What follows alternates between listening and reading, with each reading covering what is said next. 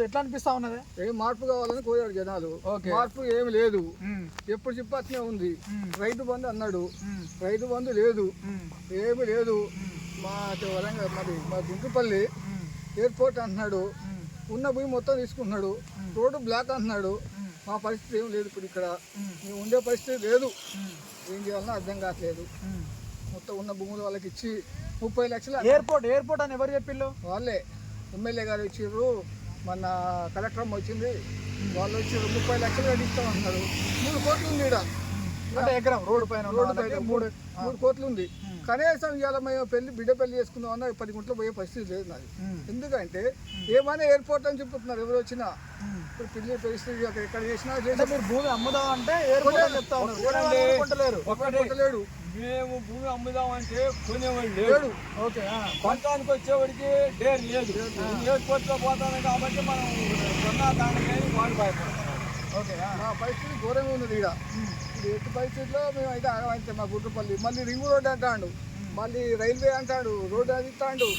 మా గుంటుపల్లి మట్టికి ఏమి లేదు, మాకు చిప్ప పట్టుకొని ఊరు తిరగదు. అట్లా అంటే ఎట్లా ఉండే గతంలో ఏ విధంగా ఉండే, ఈ విధంగా ఇప్పుడు ఈ ప్రభుత్వం వచ్చిన తర్వాత ఏ విధంగా అనిపిస్తుంది? ఈ ప్రభుత్వం వచ్చిన కాంచి మొత్తం రేట్లు మొత్తం డౌను. ఓకే, మళ్ళీ మాకు ఏమైతే ఆధారం లేదు. ఇక్కడ కరెంట్ బిల్లు ఒకటి మాఫీ అన్నాడు, కానీ అంతకు మించింది ఏం చేసింది లేదు. పింఛన్లు అదే రేటు, అదే కథ. రైతు బంధుకి ఇస్తే మాకు ఈ సీజన్లో మాకు వచ్చాయి. ఏ రైతు బంధు కూడా లేదు, ఏం రైతులు ఆదుకునే పరిస్థితి లేదు. ఎవరు కూడా కేసీఆర్ అన్నప్పుడు ముందే వేసిండు పైసలు. ఇవాళ ఏమున్నది, రూపాయలే జనాల దగ్గర, నాటేసే పరిస్థితి లేదు కొంతమంది దగ్గర. కానీ ఈ టైం కల్లా మీకు యాక్చువల్గా ఈ టైం కల్లా చూస్తే మొత్తం వేసుకునేటోళ్ళు లేట్ ఎందుకైంది? పైసలు లేక జనాల దగ్గర కూడా, డబ్బులు లేక. ఓకే, వర్షాలకు తప్ప డబ్బులు పడలేదు జనాల దగ్గర. ఏముంది, అకౌంట్లో డబ్బులు పడేది. అప్పుడు తక్కువ కూలీలకు డబ్బులు ఇచ్చారు, అక్కడెక్కడ నాట్లు అయిపోయేది. ఇప్పుడు ఎక్కడనే డబ్బులు వాటి పిల్లలు సొమ్మం బ్యాంకులో పెట్టుకోవాలి, అయ్యో వేసుకోవాలి. బ్యాంకు మాఫీ అంటాడు, ఏది మాఫీ లేదు, పోతుంది. ఇప్పుడు వాస్తవంగా 2 లక్షలు రుణమాఫీ చేస్తామని చెప్పిండు రేవంత్ రెడ్డి. ఇప్పుడు ₹1,00,000 అంటాడు. మరి ఇప్పుడు ₹1,00,000 అంటుండ, ₹1,00,000 అంటాడు. మాట తప్పుతా ఉన్నాడు. అన్ని తప్పాడు. ఏమున్నది, పింఛన్ ఇవ్వడానికి ఎక్కడ 4,000 అన్నాడు. ఏమున్నది, ఇప్పుడు అదే 2,000. అదే చంద్రబాబు నాయుడు పొంగన సత్యం పెట్టినా పెట్టలేదా? అక్కడ 4,000 వచ్చింది, ఆల్రెడీ వచ్చింది. అక్కడ శిశుడే కదా మరి అది ఒక్కటే కాదు, ఏ పథకం అన్నాడు ఆ పథకం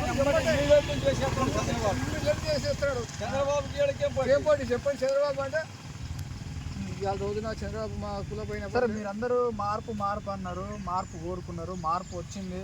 సో మీరు చూస్తూ ఉన్నారు. కానీ అసలైన మార్పు ఏంటంటే మీ దగ్గర 6 పథకాలు ఏవైతే చెప్పిండో, మీకు చెప్పిండో, ప్రజలకు చెప్పిండో, ఆ మార్పు అయితే రాలే. ఇంత మటుకు రాలే. ఒక కరెంట్ వచ్చింది, బస్సు ప్రయాణం వేస్ట్. ఎందుకంటే లేడీస్ కి ఏమైంది, ఏ పని లేకపోయినా పోతున్నారు వాళ్ళు, జెంట్స్ ఇంటికాడ పెట్టి. అది వేస్ట్ అండి. అది ఆ పథకం అయితే ఒక కరెంట్ ఒకటి నడుస్తుంది.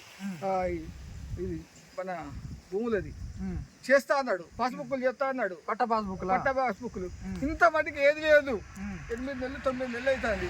ఎక్కడ ఈ దొంగడు అక్కడనే ఉంది. అదే ఇప్పుడు బస్సు పథకం ఒకటి అతను చెప్పుకొస్తుండే ఏంటంటే అందరూ మహిళలు చాలా సంతోషంగా ఉన్నారు. సో ఎక్కడ పోయినా కూడా ఆధార్ కార్డు చూపిస్తే మంచిగా నిమ్మలంగా పోతున్నారు, నిమ్మలంగా వస్తా ఉన్నారని చెప్తున్నారు. నీకేమో పథకం నచ్చదు. ఎందుకంటే ఎందుకో చెప్తాడు, ఏముంది భర్తను ఇంటికాడ కూర్చోబెట్టడానికి కూరగాయలు చిక్కట్ లేదు కదా, నేను పోతానని చెప్తుంది, బస్సు ఎక్కిపోతుంది.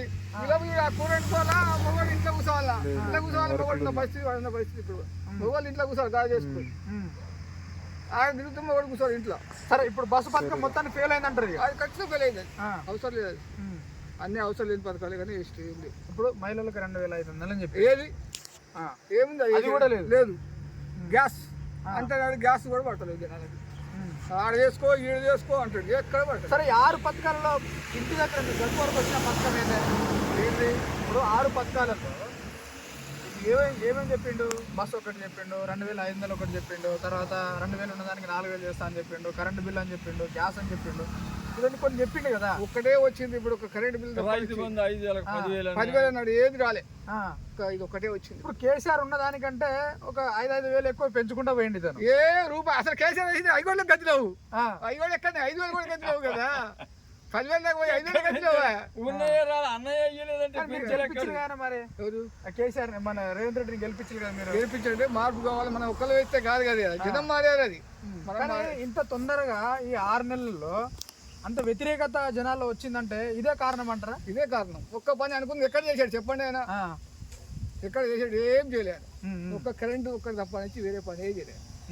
ఏముంది పింఛను పెంచాడా 15వ తారీఖు వచ్చేది రైతు బంధు జనాలు 4,000 అని చెప్పిండు, మాట తప్పిండు అనుకుందాం. కానీ ఆ 2,000 చక్కగా ఇస్తాడు మరి. ఎక్కడ ఇంతవరకు ప్రతి నెల 2,000 ఇస్తాడు. కానీ ఒక నెల 24, ఒక నెల 20, ఒక ఫస్ట్ మన ఎలక్షన్ మూమెంట్ లో ఫస్ట్ వేసాడు.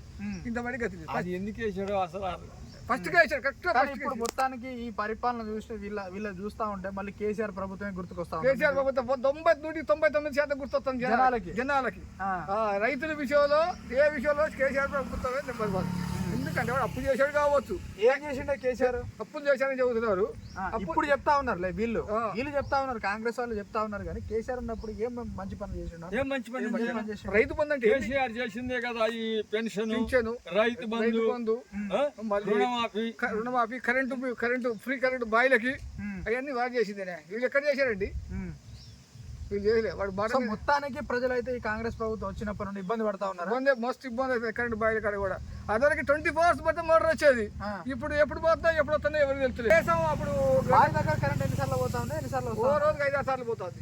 ఎప్పుడు వచ్చేది తెలుస్తుంది అసలు. అదివరకు ఎన్ని టైం నువ్వు నైట్ 12 గంటలకు వచ్చి కరెంట్ 24 hours ఉంటుంది. ఒక్కసారి 4 రోజులు పెట్టిన మోటార్ వస్తే గట్టిగా పోసేది. ఇవాళ ఏముంది వాళ్ళు అరెకరం పెడితే అరెకరం బాగా పరిస్థితి లేదు. రైతు బంధు పరిస్థితి ఎట్లా ఉంది మరి? రైతు బంధు ఫుల్ వ్యతిరేకమే. ఏం ఈసారి మరి ఈసారి గెలిచాడు కాదు. ఇప్పుడు మరి చెత్త కొడుతుంది. నెక్స్ట్ టైం వచ్చి రాడు. అంటే జనాలు అంత వ్యతిరేకత వచ్చింది. 6-8 నెలల్లోనే వచ్చేసింది అనుకుంటా. ఎందుకురా నాయన కాంగ్రెస్ ఓటేసినాం అన్నట్టుగా అనుకుంటా. కాంగ్రెస్ చేసాం మా చెప్తా మేము కొట్టుకుందాం అనుకున్నారు. ఈ రైతు బంధు పడిపోయారు జనాలు. ఎందుకు వేసాము అనే సమస్య వచ్చేప్పటికే అన్ని మీకు డబ్బులు ఇస్తాను, చక్కని పరిపాలన చేస్తాను అని చెప్పి అన్నాడు. జనాలకు ఆశ పుట్టింది, మూమెంట్ లో ఆశ పుట్టింది. సరే మార్పు కావాలని ఆశ పుట్టింది, జనాలు వేసారు. సరే ఒకసారి అయితే చూద్దాం అనుకున్నారు ప్రజలంతా, తెలంగాణ రాష్ట్ర ప్రజలంతా ఒకసారి చూద్దాం అనుకున్నారు. చూపించాడు నాకు ఒక్కసారి సినిమా చూపించాడు. ఆయన ఏదైనా సినిమా చూపించాడు జనానికి కూడా. పలానా టైం చేస్తా నీకు రైతు బంధు అన్నాడు. ఏది ఇంతమంది గట్టి అయిపోయాక ఏమన్నా నాట్లెట్ ఏమున్నది కానీ ఇచ్చేందుకు ఇవ్వదు. అరే 500కి యాసంగి పంట రాగానే యాసంగి పంట డిసెంబర్ గెలిచింది కదా. రాగానే నేను చేసి పెడతాను బోనస్ అన్నాడు కదా. బోనస్ లేదు, ఏం లేదు, కొనే పరిస్థితి లేదు. ఒడ్లు కొనే పరిస్థితి కూడా లేదు. మార్కెట్కి పోతే బాగా 5 కిలోలు 10 కిలోలు అసలు అప్పటికంటే ఎక్కువైంది. ఇప్పుడు ఇది కూడా అప్పుడు కేసీఆర్ అనగానే సరే 1 కిలో 2 కిలో తీసినా స్టాక్ అయితే ఆగిపోయేది. అట్లా కాదు. ఇప్పుడు కాలంలో నీళ్ళు ఎట్లా ఉండే? చెరువులలో కానీ బాగుండే. ఇప్పుడు నీళ్ళు ప్రభుత్వం ఉన్నప్పుడు ప్రభుత్వం కాలాలు బాగుండే కదా. ఇప్పుడు కాలాలు ఏం లేవు, నీళ్ళు అలా కాలాలు పట్టించుకునేది. మా కాలాలు తీసారు, పట్టించుకునే దిక్కులేదు. అంటే ఇదంతా నీళ్ళు లేకనే మీరు వేయలేదు ఇప్పటి వరకు? మాకు అసలు కాలం రాలేదు. కాలాలు తీసారు కానీ ఇప్పుడు మళ్ళీ గెలుస్తాడు అనే కేసీఆర్ ఇప్పుడు ఇంత వ్యతిరేకం కోరుకుంటా ఉన్నారు. ప్రజలంతా వ్యతిరేకం అయ్యిండు, తిట్టుకుంటారు, బస్సులలో కొట్టుకుంటారు, అంత ఇబ్బంది పడతా ఉంటే మళ్ళీ ఒకవేళ ఎలక్షన్ వస్తే కానీ కేసీఆర్ని గెలిపిస్తారు? కంపల్సరీ గెలుస్తాడు కేసీఆర్. 90% గెలుస్తాడు. అందులో డౌట్ పెట్టుకోడు. ఎందుకంటే ఈ 8 నెలల్లో అవపడతాను కదా ఇది చేసింది ఏంది అది. ఈసారి ఖచ్చితంగా చెప్తాడు కన్ఫామ్. అది డౌట్ పెట్టుకోవద్దు ఎవరు కూడా. ఎందుకంటే రైతు మట్టి ఖచ్చితంగా చెప్తాడు. అదే ఇప్పుడు సరే ఇవన్నీ పథకాలు పక్కన పెడితే ఒకటి పంటకి సన్నకారులు ఎవరైతే రైతాంగం ఉంటారో వాళ్ళకి 500 బోనస్ ఇస్తామని చెప్తారు. సరే ఒక రైతుకి కౌలుదారు రైతుడైనా లేదంటే వేరే రైతు సొంత పొలం ఉన్న రైతు అయినా ఒక 100 క్వింటాలు పండినా కూడా అతనికే 50,000 వస్తాయి కదా. వస్తాయి. ఎక్కడ వేసాడండి? ₹1 కూడా మాట చెప్తా ఉన్నా వేస్ట్. ఇగో వేసిన వేస్ట్. ₹7 ఆడలు మహిళా మండ అన్నది 25,000 ఇంటికి ఏది 9,000 10,000 ఎంత తెచ్చి చూసి ఒక్క చేసినా ఏం చేసింది? ఒక కరెంట్ ఒకటి గ్యాస్ అన్నది అప్పులు తీసుకొస్తా ఉన్నాడు. 31,000 కోట్లు అప్పులు తీసుకొచ్చిండు రేవంత్ రెడ్డికి. దీనికోసమే అనేసి మాట్లాడుతూ ఉన్నాడు. ఏం లేదు మాకు అదే పింఛను అదే కథ. జై కేసీఆర్, జై కేసీఆర్, జై కేసీఆర్.